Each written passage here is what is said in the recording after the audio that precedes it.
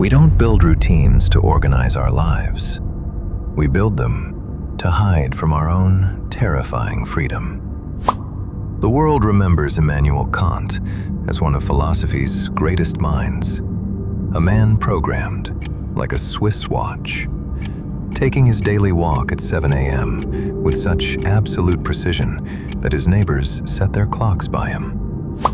But behind this icy discipline lay no profound wisdom, only an existential terror. In his youth, Kant was lost in the chaos and indulgences of high society. But at the age of 40, he suddenly realized the utter fragility of his own being. He ruthlessly killed off the reckless youth within him, binding himself in chains of uncompromising habits. Kant uncovered the devastating truth we all run from.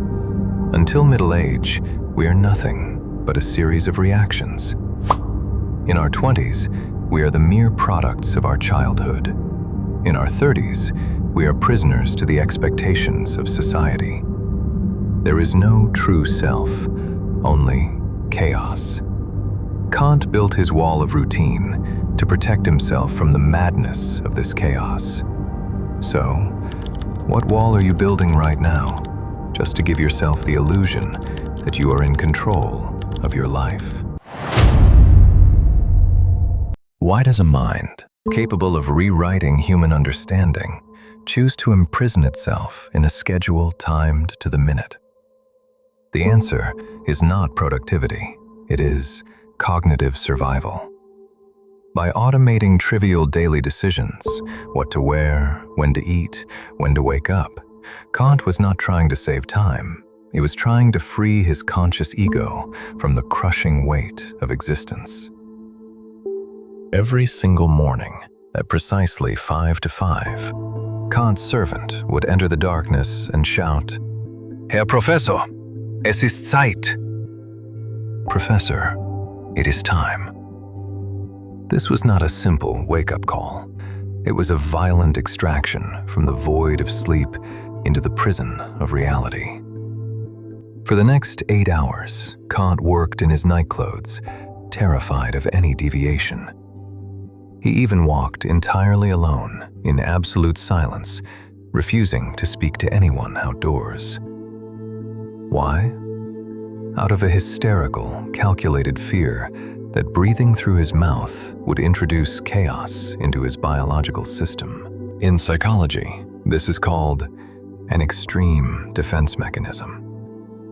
When the inner world is threatened by an unmanageable crisis, the mind projects a hyper-rigid order onto the outer world. Kant's routine was a fortress built to keep chaos at bay. The existential horror of life is that it is fundamentally unpredictable, unstructured, and meaningless. Kant knew that if he allowed even a 5-minute delay in his day, the illusion of control would shatter, leaving him naked before his deepest anxieties. We celebrate his masterworks, like the Critique of Pure Reason, but we fail to see the tragic paradox. The man who unlocked the absolute boundaries of human thought was a prisoner of his own habits. He automated his humanity to save his intellect. He traded the vibrant, unpredictable mess of being alive for the cold, predictable safety of a machine. But a machine can only run smoothly until a gear breaks, and Kant's breaking point had a name: Joseph Green. The only man allowed inside the fortress, the only soul Kant trusted, until death tore the fortress apart. In 1786, Joseph Green died. He wasn't just Kant's closest friend, he was his philosophical sounding board. The only human who read and discussed every single sentence of the Critique of Pure Reason before the world saw it. When Green vanished into the dirt, Kant's fortress didn't just crack, it collapsed. The man who feared chaos locked his doors even tighter, becoming entirely housebound, forced to confront the ultimate terror: total, unmedicated isolation. For centuries, humanity swallowed Aristotle's romantic definition of friendship, a single soul dwelling in two bodies. A beautiful lie. But after Green's death, Kant took his philosophical scalpel to this myth. In his Metaphysics of Morals, Kant declared that perfect friendship is a logical and practical impossibility. It is an ideal we strive for, but one we can never, under any circumstances, actually attain. Why? Because Kant recognized that human relationships are governed by a terrifying, paradoxical tension. True connection requires two opposing forces, love and respect. Love is the force of attraction. It pulls you closer to the other person. But respect is the force of repulsion.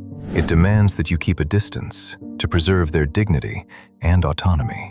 If you surrender to love and get too close, you suffocate and destroy their individuality. If you surrender to respect and stay too far, the relationship freezes into cold indifference. We are like porcupines trying to stay warm on a freezing winter night. If we get too close, our quills hurt each other. If we stay apart, we freeze. Therefore, Kant argued, the best we can ever achieve is moral friendship, a highly calculated, safe masquerade where two lonely souls agree to share their thoughts, but never dare to show their raw, ugly, unedited selves. True intimacy is a delusion. We are all structurally, permanently alone. Immanuel Kant spent the last 40 years of his life running a simulation. He constructed a flawless, unbreakable routine to protect his mind from the unbearable chaos of grief and isolation. He thought he won, but in the end, the machine consumed the man. By automating his life to escape the pain of being human, he forgot how to live. Now, look at your own life. Look at your tightly packed schedules, your daily rituals, your endless digital scrolling, and your carefully curated social masks. Are you actually organizing your life? Or are you just like Kant? Are you using a hyper-rigid routine to numb yourself from a reality you are too terrified to face? We build cages of order because we are terrified of the fluid, unpredictable chaos of human connection. If you are brave enough to see how deep this modern cage goes, click the linked video below and let us dissect the dark reality of liquid love. And remember, if you perfectly automate your existence just to avoid the pain of living, are you truly alive? Or have you simply found a safer way to be dead? I'm Monocle Mind, and behind every psychological chaos lies an illusion we refuse to let go of.